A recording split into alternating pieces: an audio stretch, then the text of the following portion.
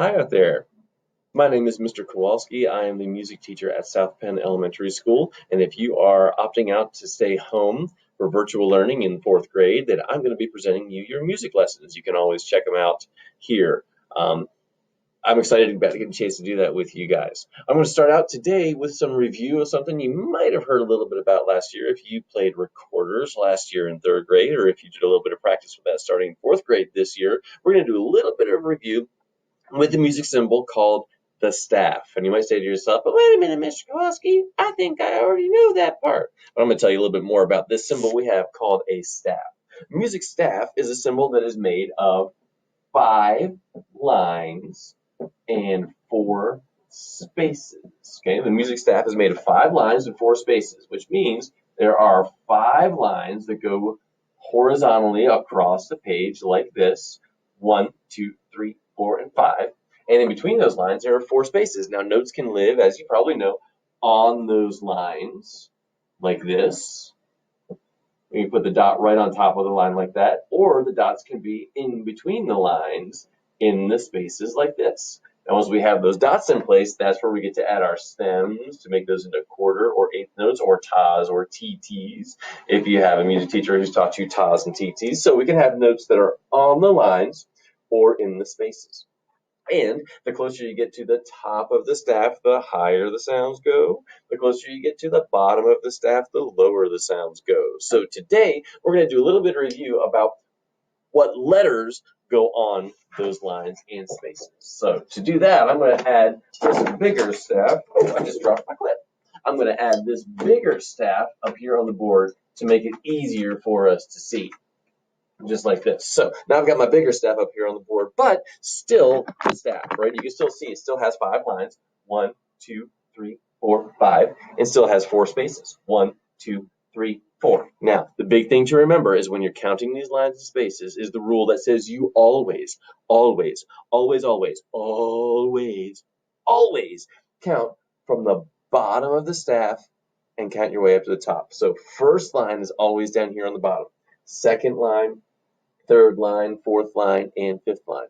Same thing with the spaces. First space, second space, third space, and fourth space, right? You always start from the bottom and count your way up. It's kind of like the floors in a big hotel building or something like that. The first floor is always on the bottom, and then you work your way all the way up to the top. Well, each one of these lines and each one of these spaces also has a music note that goes along with it. If you joined band or orchestra at your school this year, your band or orchestra teacher might have already talked with you a little bit about these lines and spaces and how each line and space has a letter name note that goes along with it.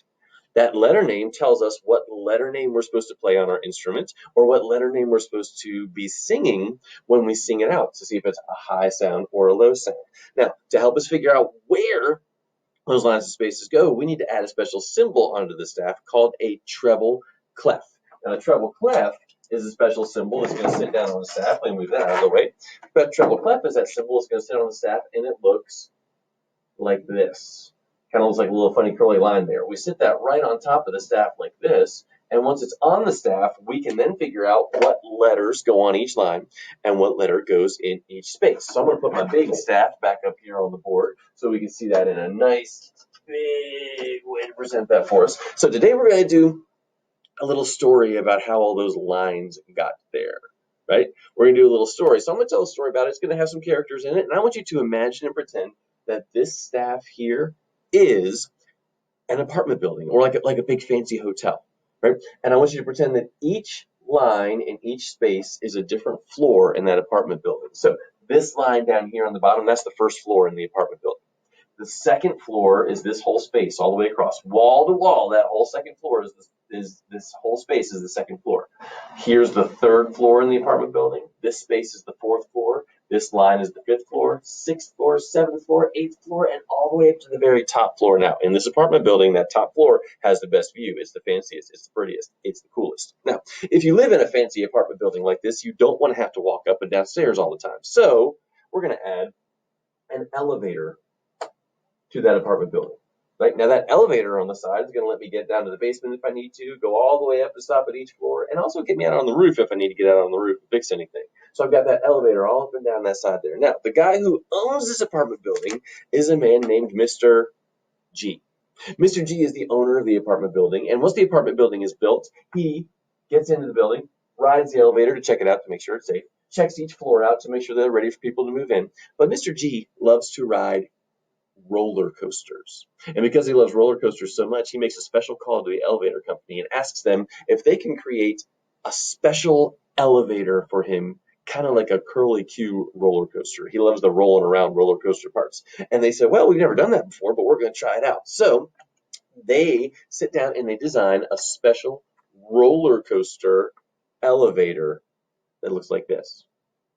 Now, Mr. G knows everybody doesn't like roller coasters, so he doesn't want to take out the old elevator. He wants to keep that one in there. So they attach the new elevator to the old elevator right up there at the top, just like that. So you can ride the curlicue if you want, but you don't have to.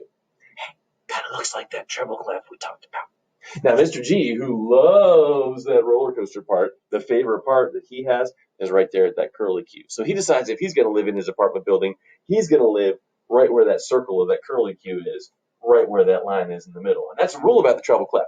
Wherever that circle is on the treble clef right there, that's where the letter G is always going to live.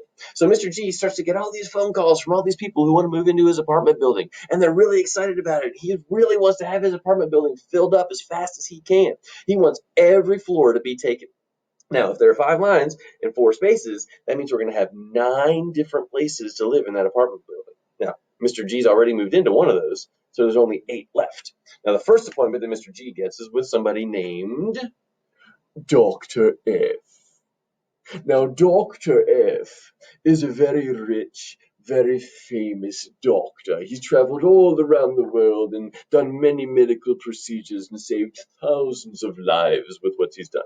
Dr. F is very rich. He's very fancy. He drives a fancy car and he talks fancy and wears fancy clothes. And he says, "Good morning, Mr. G. I would like to move into your apartment building if I may." Mr. G says, "Well, sure thing, Dr. F. We got lots of apartments you can choose." And he says, "No, no, no. If I'm going to move in, I must move into the very best floor that you have. I demand to live on the top floor." Well, nobody else lives there yet. It's empty on that line. So Dr. F rides the elevator and moves into the top floor. And Dr. F is right there on that top line up there on the top floor. So far, so good. Mr. G's like, "All right, I got somebody moved in. That sounds fantastic." And then in walks a guy who looks a little scared. Mr. G's like, "Dude, are you okay?" "I'm fine, I'm fine. My name is Mr. E, and I really want to move into your apartment building." Mr. G's like, "Dude, are you sure you're okay?" "Oh, yeah, I'm fine. I'm really scared of heights. I don't like to go up and down elevators. I don't like to go up and down stairs.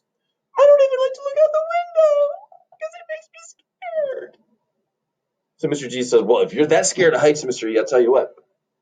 I have the first floor of my apartment building available. You don't have to go up the stairs. You don't have to go up the elevator. You're going to be just fine. So if you want to, you can move in on the first floor, no stairs, no elevator, and hopefully that'll help you not be so scared of living in your apartment."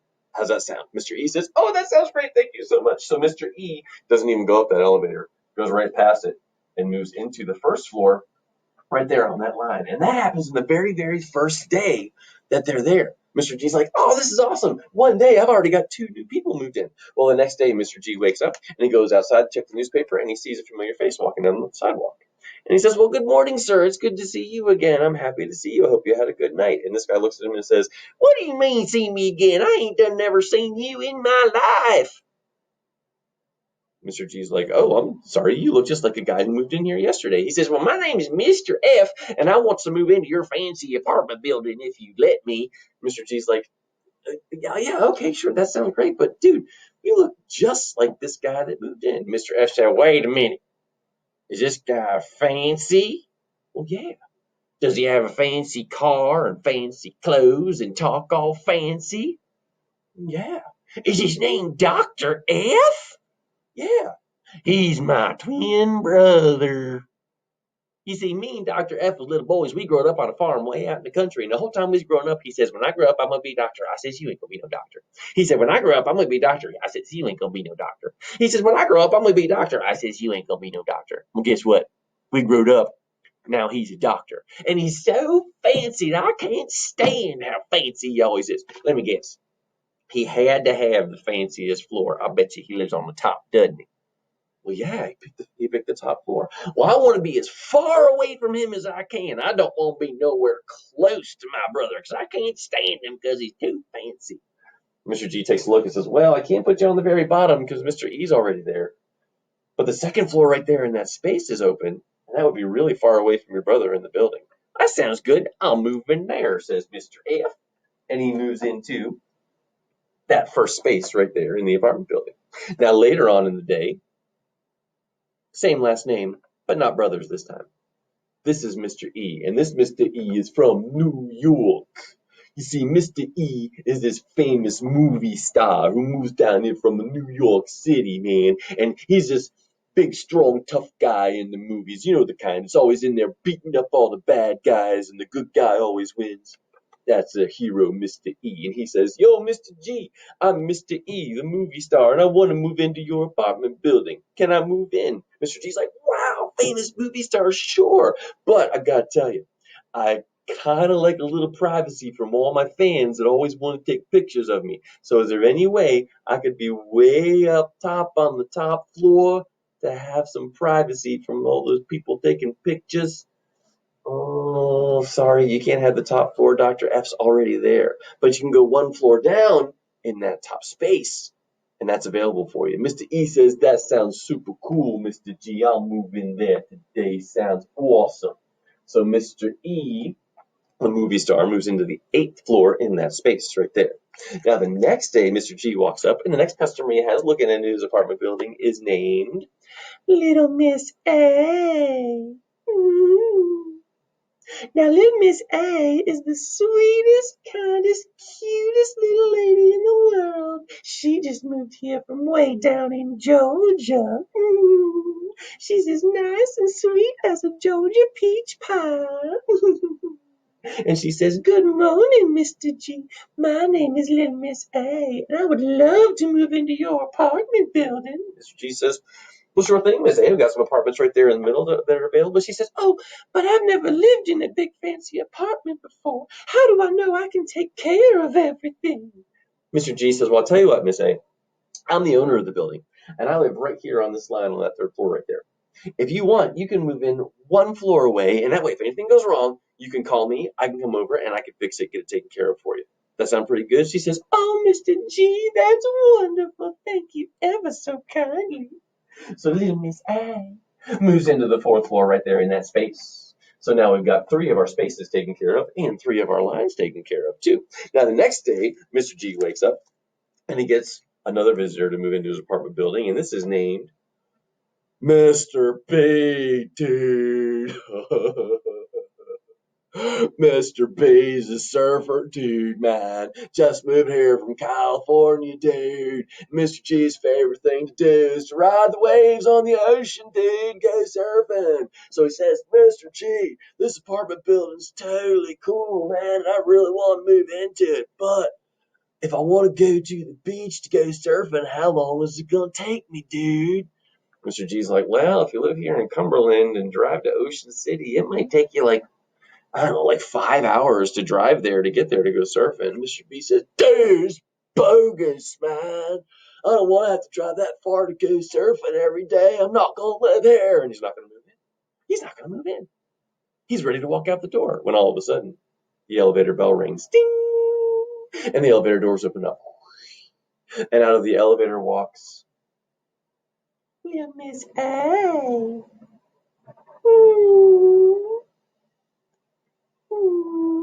And she turns around and she says, hi, boys.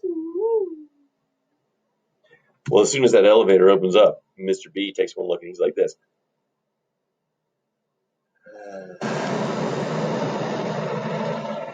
And she walks out and he goes, dude, she's so beautiful, man.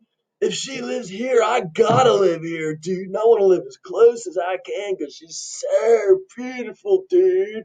So Mr. B takes a look at what available apartments there still are, and see, Miss A's right there in that space, so he wants to be right next door. So he moves in on that 3rd line. Mr. P moves into. All right.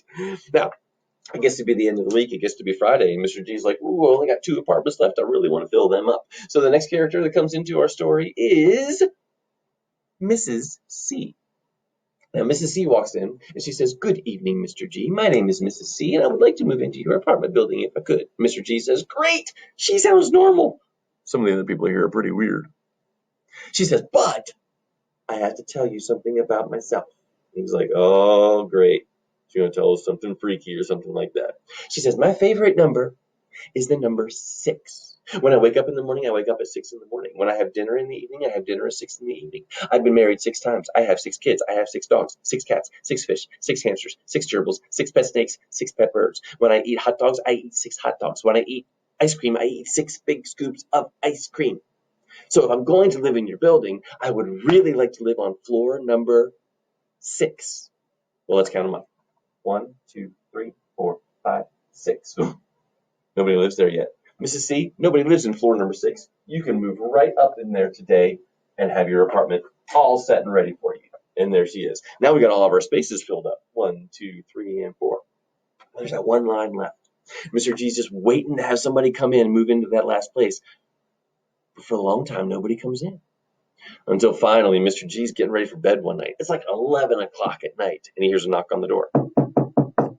And he opens the door, and there's this guy at the door. His face is all scruffy, hair's all messy, his clothes are wrinkly and dirty, got holes in the bottoms of his shoes. And Mr. G says, hey man, can I help you out? And this guy looks at him and says, I hope you can. My name is Mr. D. And this guy just looks exhausted. So Mr. G invites him in and says, well, sit down, dude. Tell me what's going on. Mr. D says, well, I got to tell you.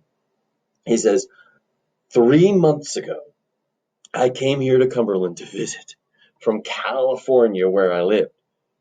And I got a job interview, and I got a brand new job that starts here in Cumberland. And my first day is tomorrow morning at 9 in the morning. He said, so 3 months ago, they told me I got the job. So I went back to California. He said, I sold my house in California. I had the moving company come and pack up my house in California to bring it all out here. He said, I bought a new house here in Cumberland. He said, I sold my car in California and bought a plane ticket to fly over to Cumberland. And I was supposed to fly here 2 weeks ago. He said, 2 weeks ago, the phone rings. Bring!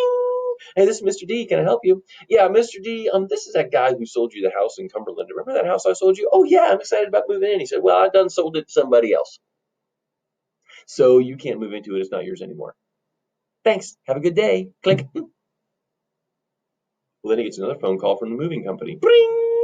Hello, Mr. D, this is Move a Lot Saving Company. We come to pack your house up and took all your stuff, and we was driving it across the country. Just want to let you know that all that stuff that we packed up for you, we done lost it. Can't find any of your stuff. Hope you have a good day. Click. The moving company lost all my stuff. My clothes, my furniture, my everything. Phone rings. Bring! Hello, this is Mr. D. Mr. D, hi, this is the airline. You're all set. I see that you were all set. You bought a ticket to fly all the way from California to Cumberland today with us. That sounds great. Just want to let you know we accidentally overbooked your flight.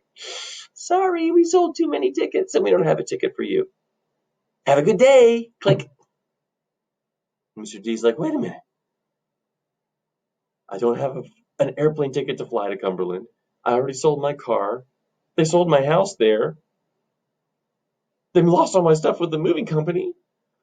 But he doesn't want to lose his job. So he said he spent the last 2 weeks walking from California all the way to Cumberland. And he said, I just got here tonight. My new job is supposed to start tomorrow morning, and I don't even have a place to live. Mr. G said, dude, I've got one apartment left. You can move into that apartment, get a good night's sleep, get up, get a shower, go to work, and you'll be on time for work, and you won't lose your new job. So Mr. D moves into the 7th floor right there on that line. And now Mr. G has his whole apartment filled up. And that's, oh, Mr. D, it's not that bad, dude. Stay up there. There you go. All right. So that's a little story that I have to help me remember where all those letters go on the lines to spaces and all those wacky characters that are in there. Now, there are some other ways that you can remember where those lines to spaces go.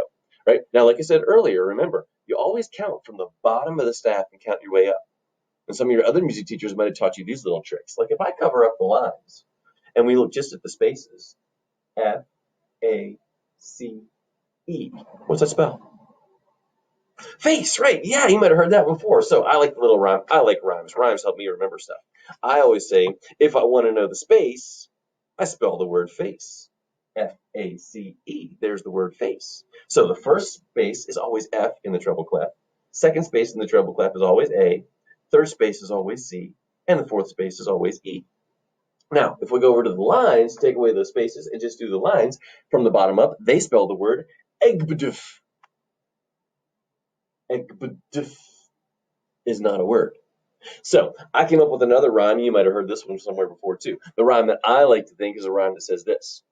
Every good boy does fine. Now you might be saying, Mr. Kowalski, that's a lot longer than only 5 letters. Well, you're right. But if you look at each one of the first letter in each one of those words, every good boy does fine. Looking at the first letter, E for every, G for good, B for boy, D for does, and F for fine. So if you can remember that sentence, every good boy does fine, you'll remember the lines. Now again, I like that sentence because I like rhyming things. It helps me remember things. Like every good boy does fine helps me remember the line. But if I want to know the space, I spell the word face. So that helps me out too. Maybe that can help you. Okay? Now some of your teachers might have taught you every good boy deserves fudge, right? Because he uses the right letters. But I like rhymes, so that's the one that always helps me remember. I could say, elephants got big dirty feet. We could say that. We could say, every girl brings daddy flowers. Oh, that's so nice.